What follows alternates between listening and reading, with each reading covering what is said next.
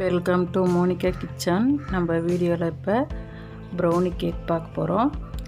Egg இல்லாமல் நம்ம எப்படி சூப்பராக செய்யலான்னு பார்க்கலாம். வாங்க வீடியோக்குள்ளே போகலாம்.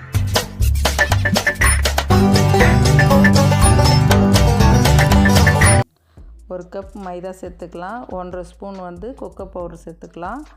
பேக்கிங் பவுடர் 1 ஸ்பூன், சோடா உப்பு 1 ஸ்பூன், ஒரு சிட்டிகை உப்பு சேர்த்து நல்லா கலந்துக்கலாம்.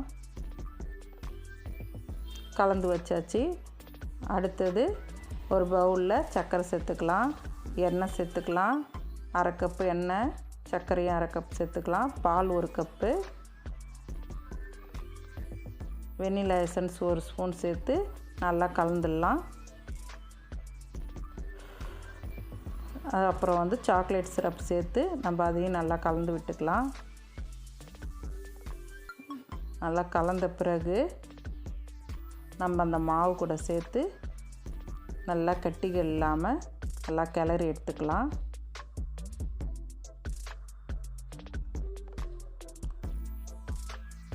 கட்டிகள் இல்லாமல் நல்லா கலந்தாச்சு.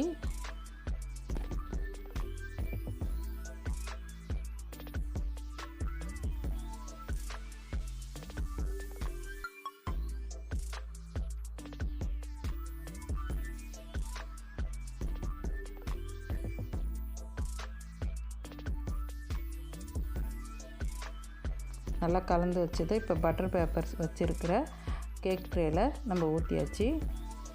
இப்போ சாக்லேட்டை இப்போ நடுவில் வச்சு சேர்த்துக்கலாம்.